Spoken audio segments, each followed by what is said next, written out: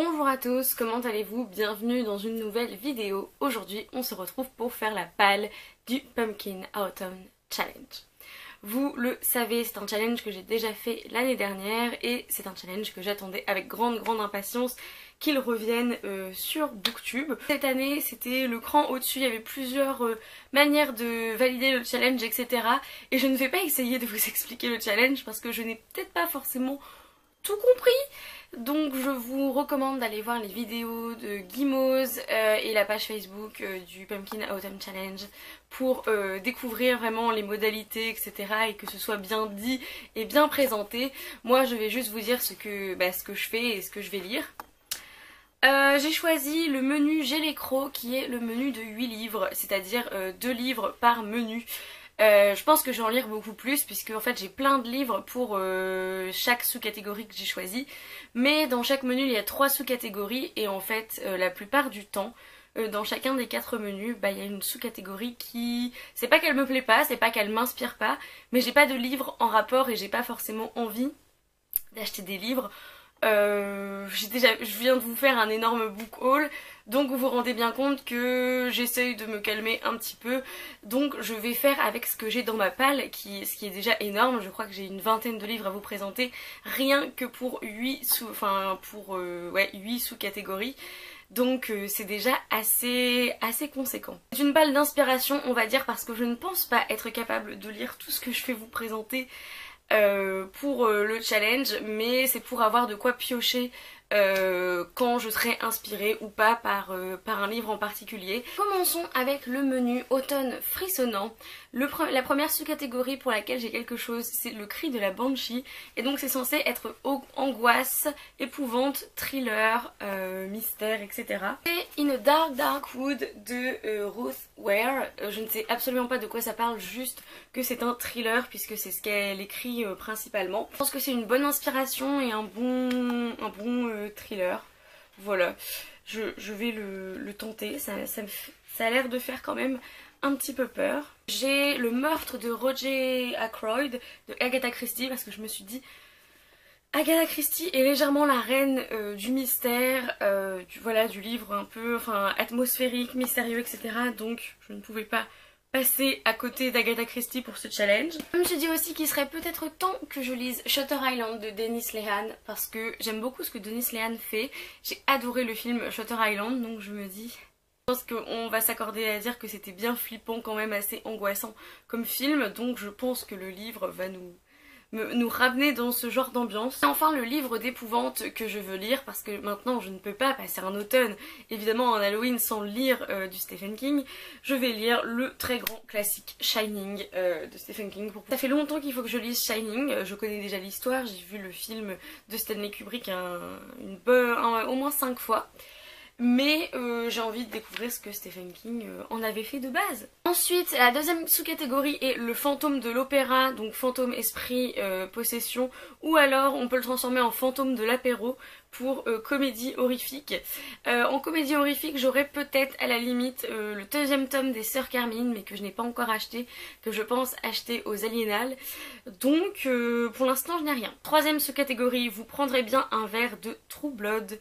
J'ai notamment choisi de lire Dracula de Bram Stoker parce que il y a quelques années quand j'étais au collège, j'avais lu une réécriture de J'avais lu une réécriture de Dracula, une réécriture très romancée, mais là j'ai bien envie de découvrir le roman d'origine. Donc j'ai cette édition absolument magnifique avec Gary Oldman dessus. Et sinon j'ai aussi en e-book le premier tome de Vampire Academy. Je me dis allez, ça peut passer, une petite lecture comme ça. Et j'ai aussi l'e-book de Undead Girl Gang, qui a été lu par Books and Lala au mois de mai. Qu'elle avait beaucoup aimé, qui parlait d'espèces de zombies je crois, d'une fille qui revient à la vie. Donc je me suis dit ça peut rentrer dans le challenge. On passe au menu automne douceur de vivre avec en première sous-catégorie Trick or Treat, c'est dur ce matin, qui est en rapport, du coup un livre en rapport avec Halloween et je n'en ai pas Voilà, passons. Ensuite, nous avons la sous-catégorie pommes au four, tasse de thé et bougies, des livres feel good, romance, histoire de famille, etc. Donc, je vais probablement, très sûrement, me relire Fangirl de Rainbow Rowell, puisque je l'ai racheté en anglais. Et donc j'ai envie de le relire, puisque ça se passe... déjà, ça se passe dans les premiers mois de son année de fac, donc c'est la période, et en plus c'est tout doux, tout mignon, et j'aime trop ça. Ensuite, je vais probablement lire La bibliothèque des cœurs cabossés de Katharina Bivald. Même si vous ne le choisissez pas forcément dans ma lecture de l'automne, bah, je l'ai quand même mis dans le challenge, donc je les lirai de toute façon. Mais voilà, il y a un échange de lettres et après il y a une bibliothèque, je pense qu'il y a une histoire d'amour, etc. Ça m'a l'air d'être absolument trop mignon et ça rentre parfaitement dans cette catégorie. En histoire de famille, je l'ai depuis le mois de mai, je vous avais dit ouais, il sera lu bientôt et j'ai menti. J'ai The House at Riverton de Kate Morton, qui est apparemment une histoire de famille en rapport avec cette maison de Riverton. Et enfin, le quatrième livre que je pense lire, c'est une parution d'octobre, je crois. C'est What If It's Us de Adam Silvera et Becky Albertalli. Voilà deux d'auteurs très prometteurs de Young Adult ensemble pour un livre, donc je l'ai déjà précommandé. Et c'est une romance, je pense que ce serait parfait pour lire cet automne. Ensuite, la troisième sous-catégorie, c'est la feuille d'automne. Du coup, il faut prendre des livres avec les couleurs de l'automne. J'en ai deux. J'ai The Little Red Chairs de Edna O'Brien, qui en plus se passe en Irlande, qui est assez mystérieux, etc. Donc ça pourrait parfaitement coller. Et c'est rouge et il y a des feuilles rouges sur la couverture. J'ai aussi Rosemary's Baby de Ira Levin. L'année dernière j'avais lu The Stepford Wives et apparemment Rosemary's Baby est super aussi. Assez, en plus il fait assez peur apparemment. Donc je pense que ça peut être très cool de le lire pour cet automne. Et bah il est rouge quoi. Passons au troisième menu qui est automne ensorcelant. On a en première sous-catégorie Witch's Brew. Donc ça va être en rapport avec les sorcières, avec la magie. Mais plus particulièrement voilà avec la SFFF et un monde avec de la magie. J'ai notamment Véridienne de Chloé Chevalier qui est un livre de fantasy que j'ai acheté au mois de juillet qui me fait très envie. Donc je me dis que ça pourrait être pas mal. Apparemment c'est l'histoire de deux princesses, elles ont des suivantes, des futures souveraines, etc. Il va se passer des choses. Voilà, moi j'ai pas besoin d'en savoir beaucoup plus, je sais qu'il avait beaucoup été apprécié il y a quelques années. Donc, c'est Les Éveilleurs, le tome 3 de Pauline Alphen qui parle de magie et voilà, vraiment dans une ambiance très particulière, de jumeaux, d'une prophétie, etc. Donc je pense que ça peut rentrer parfaitement. Sinon j'ai aussi en e-book la saga, enfin la trilogie des magiciens de Lev Grossman, donc je me lancerai peut-être dedans. J'ai le livre perdu des sortilèges de Deborah Harkness qui me fait bien envie aussi. Et j'ai, c'est la troisième fois que je le mets dans une pile à lire de l'automne, L'apprenti épouvanteur, le tome 1 de Joseph Delaney. Je ne l'ai toujours pas lu, je ne le lis à aucun Halloween, mais jamais 203, donc peut-être que cette année c'est enfin la bonne. Ensuite en deuxième sous-catégorie, on a cristaux, tarot et encens. Il faut du mystère, de l'étrangeté. Pour ça, j'en ai beaucoup. J'ai notamment The Call de Peadar Ogilin que je vous ai présenté aussi dans Choisissez ma lecture pour l'automne. Au moment où je tourne cette vidéo, je ne sais pas encore quel livre a gagné, mais j'ai très envie de le lire de toute façon puisque c'est marqué. Et vous avez 3 minutes pour sauver votre vie. Et c'est une espèce de post-apo irlandais, donc je me dis que ça peut sûrement rentrer dedans. Et aussi L'âge des miracles de Karen Thompson Walker, qui est l'histoire de Julia qui va vivre dans un monde où il fait progressivement nuit et que donc ça laisse un peu la place au chaos. Je pense que ça peut rentrer voilà, dedans, un petit peu inspiration étrange mystère. En inspiration étrange mystère, on a aussi Un manoir pour refuge de Enna Fitzbull, puisque c'est l'histoire d'une jeune fille qui est qui se déplace dans ses rêves, dans le sens où elle rêve d'un manoir, etc.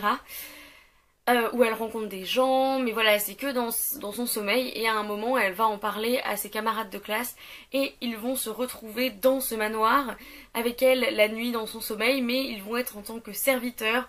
Enfin apparemment c'est très bizarre, je pense que va y avoir ça va être très atmosphérique comme livre, donc c'est pour ça que je l'ai mis dans cette palle. En inspiration, mystère, étrangeté, j'ai aussi du coup acheté il y a pas longtemps Les Envoûtés de Witold Gombrowicz. je ne sais pas comment ça se prononce, donc comme voilà, je me ramasse à nouveau. Qui est l'histoire d'un château sinistre avec un trésor enfoui, des serviteurs et machin. Donc je me suis dit ça collait parfaitement. Ensuite lui, il pouvait peut-être compter dans le cri de la Banshee, je ne sais pas. Mais j'ai Lumière Noire de Lisa Gardner, qui est l'histoire d'une femme qui s'était fait enlever, qui a réussi à s'échapper, mais qui maintenant est obsédée par les autres femmes qui se sont fait enlever. Je me dis ça peut rentrer, ça peut être pas mal, intéressant. Nous avons aussi, là je crois que c'est là où j'ai le plus de livres, nous avons aussi Marina de Carlos Ruiz Zafón. Je ne sais absolument pas de quoi ça parle, sauf que apparemment ça va faire assez peur, que ça va être assez mystérieux, etc. Donc ça peut aussi compter dans le cri de la Banshee, je pense. Mais Carlos Ruiz Zafón pour moi arrive à faire vraiment des ambiances et tout, donc je le compte dedans. J'ai aussi The Hazelwood de Melissa Albert que je n'ai pas lu et que j'ai acheté quand c'est sorti, et que apparemment ça va parler d'un bois dans lequel il ne faut pas aller, il va y avoir du mystère et tout, une disparition, donc ça peut carrément le faire pour cette catégorie. Et enfin The First 15 Lives of Harry August de Claire North, qui est une espèce de thriller alors que les gens se réincarnent. Je me dis que ça peut être assez sympa, enfin ils se réincarnent pas, je crois qu'ils revivent leur vie indéfiniment, mais il y a une espèce de thriller et tout, donc je le mets quand même dans cette palle, on ne sait jamais. Troisième sous-catégorie, bal et pattes du sorcière féminin féminisme historique, j'ai rien à mettre dedans. Quatrième menu, l'automne enchanteur. En premier, il y a les métamorphoses. Penny Hill de Alex Cousteau. Apparemment, je n'en sais pas beaucoup sur ce livre, mais il va y avoir une métamorphose, ce que j'ai lu dans la 4e de couverture, donc je me suis dit que ça pouvait passer. Ensuite, Clochette, Grimoire et Chandelle, j'ai choisi de lire Lady Midnight de Cassandra Clare. Là en fait j'ai oublié de le prendre, mais voilà, il est ici dans ma bibliothèque. Lady Midnight parce que souvent c'est l'univers des Shadowhunters, et il n'y a pas que les Shadowhunters, il y a aussi des fées, il y a des créatures, etc. Donc je me suis dit que ça rentrait parfaitement dans Clochette, Grimoire et Chandelle. Et le dernier c'est Au détour de Brocéliande, un livre que j'avais mis dans ma palle des Newts. C'est Roi du matin, Reine de jour de Ian MacDonald. Il faut que ça parle au détour de Brocéliande de légende ou alors de nature writing, et je pense du coup que c'est pile poil dedans. Il y a 22 livres papier et j'ai mis à peu près 5 ou 6 livres en e-book. Du coup ça ferait une trentaine de livres à lire, ce qui n'est je pense pas possible. Je vais avoir d'autres lectures à faire, d'autres choses à faire, etc. Mais voilà, c'est une palle d'inspiration, donc c'est pour donner des idées, pour me donner des idées, vous donner des idées. Et je pense que je vais quand même lire, je vais arriver à lire 8 livres dans ces 30, je pense qu'il va pas y avoir trop de soucis. Le challenge se déroule du 1er septembre au 30 novembre, pour moi c'est déjà l'automne, j'en ai déjà parlé, moi l'automne c'est septembre, octobre, novembre, donc c'est parfait parce que le mois de décembre c'est déjà Noël. Et l'été ça se termine avec les vacances scolaires, voilà. Donc j'ai bien hâte de me plonger dans cette grosse palle, j'ai bien hâte de refaire le Pumpkin Autumn Challenge qui est une super idée. Merci à Guimauve de continuer à le faire vivre. Dites-moi dans les commentaires si certains de ces livres vous tentent, si vous avez envie de faire une lecture commune, enfin dites-moi tout. En attendant une prochaine vidéo, lisez bien, amusez-vous avec vos lectures et